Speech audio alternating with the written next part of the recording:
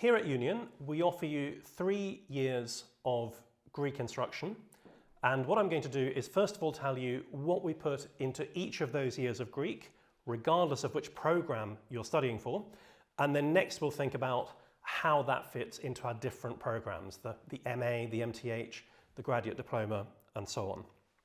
So our first year is a basic introduction to grammar.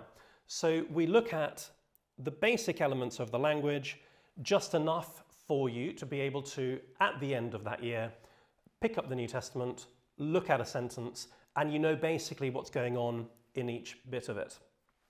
What will you be reading in terms of Greek during that year? Well, as you'd expect, when you're still learning the language and even nearly at the end of the course, there are still going to be bits in a sentence that you don't know what they are. It's going to be a lot of exercises, isolated sentences, but also the opportunity to read long, adapted texts. These are going to form part of a textbook that I'm writing, but you get a sneak preview and you get to read long chunks of Greek each week, designed to help you embed what you're learning, but also to give you a sense that reading is the best way to be learning Greek from here on in. When we come back for the second year, we move on from grammar to really reading. That's the key at that point. Second year is reading. And what we're thinking about is, how do Greek authors communicate their meaning to their readers? And the main way we're going to do that is by spending time reading Greek authors. So we're more interested in Greek texts than in Greek textbooks. We spend more time reading Greek than reading about Greek. And at the end of that time, you're going to have read at least a tenth of the length of the New Testament, including lots of texts from inside the New Testament, GNT, Greek New Testament, but also lots of non-New Testament Greek texts. So the reason for that is that when you read the New Testament, you already know what you think it means. Also, you're under pressure to make sure that you're getting the text right because it matters to you. So we read texts that you don't already know what they mean and where you don't care too much what they mean. So you can think about how Greek works in them as a warm-up and as training, as scaffolding almost, for then going into the New Testament that has been written in the same language. What kind of texts are we talking about? Well, you can see here on the left, this would be your second year of Greek, not including any exercises we've done in the first year. Obviously, New Testament texts, then a little bit of the early Greek fathers, then some texts that are interesting as New Testament background. So a letter from a Roman legionary to his mother saying that he's been shipped to Carthage, but it's okay, nobody's trying to kill him yet. Then we have apocryphal New Testament, false gospels, false acts of the apostles, fan fiction, the kind of thing that Dan Brown says he's read, but I think almost certainly hasn't. You can say you've read it, and you've read it in Greek, so there. Then we have what is sometimes called the Septuagint, so that's our Old Testament, and some extra bits translated into Greek in a variety of styles. And finally, Old Testament Apocrypha. So these are additional texts written before the New Testament that are interesting and related to the Bible story, but that are not in our Bible.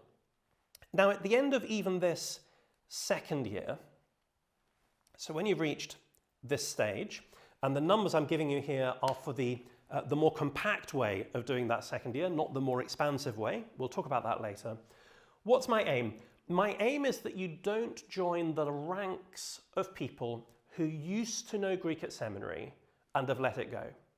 Most of us have the temptation at seminary to work really hard, but not actually get to the point where we can confidently read Greek text and read a large volume of texts in a sensible length of time.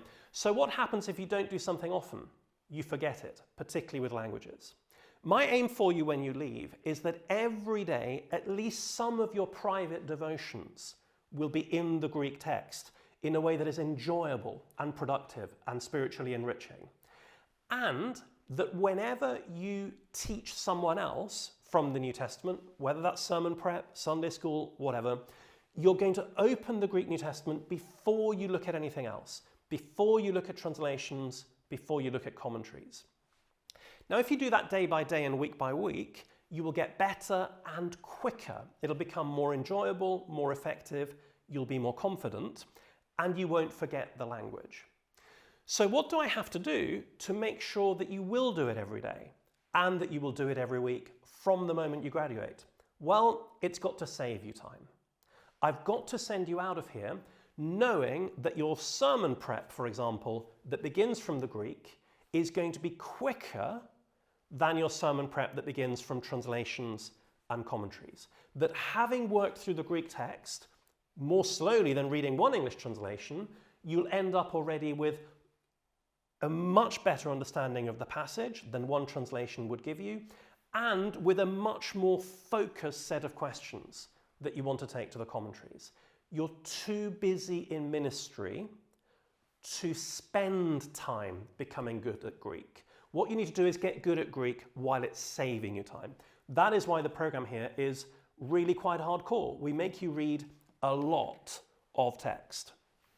Now, an optional third year is where you come back and we do advanced Greek reading, which, funnily enough, begins by learning to write Greek.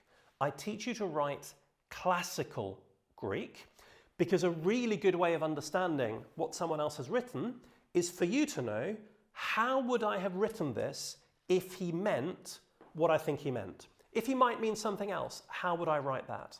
Getting into the mind of an author. And so what kind of texts do we then read? Well, obviously some classical texts.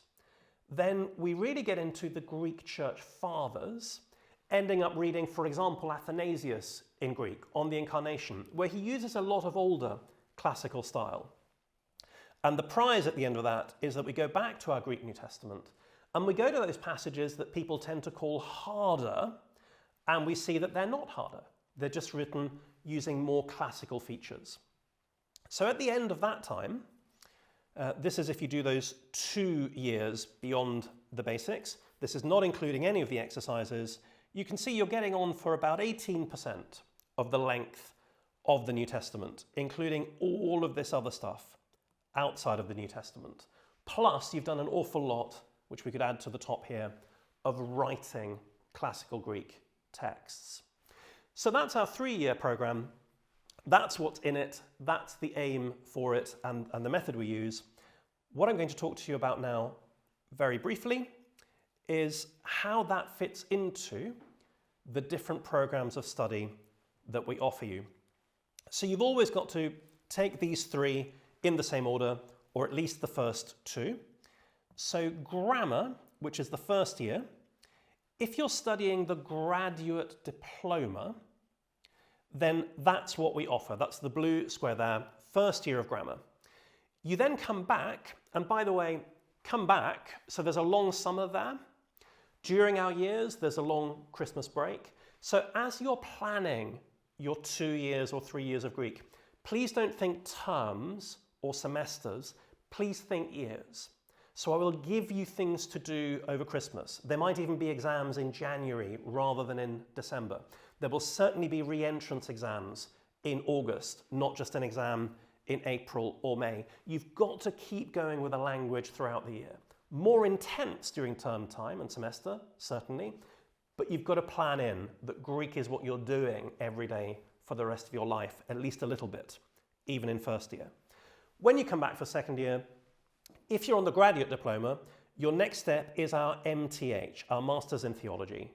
And that is where you can do the second year of Greek, Greek reading, and then you can stay in that program and do a third year, and that's where you do advanced Greek reading. What if, though, you're not studying the graduate diploma? What if you're studying our MA? Well, then that first year of Greek grammar is MA Greek 1 and 2, because it's 2 semesters. And then the second year is MA 3 and 4. And then if you want to come back for a third year, you would come back and do the MTH and do that third year there. The other option for you on the MA You might say, well, do you know what? I'm only going to do 1 year of Greek in the MA, maybe because I'm going to do a first year of Hebrew or some other electives.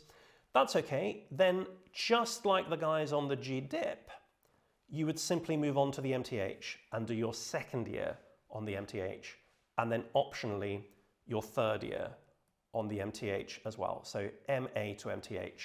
You choose. Do you do 1 year and then 2 years, or 2 years and then 1 year? The end result is pretty much the same. And if you're not on our programs at all, if you're just interested in Greek, that's absolutely fine. You would just start off with the MA for the first year, and then you would do the second year either in the MA or the MTH, and the third year on the MTH. So that's Greek at Union in a nutshell. 3 years that leave you absolutely awesomely in love with God's word as he gave it in the New Testament.